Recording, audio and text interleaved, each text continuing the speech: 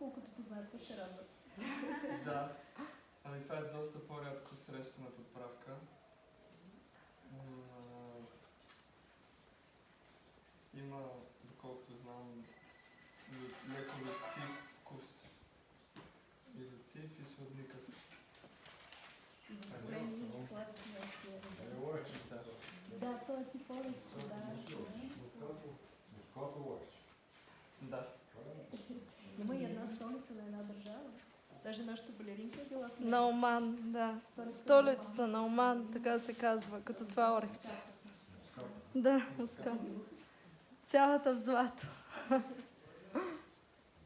То се знае още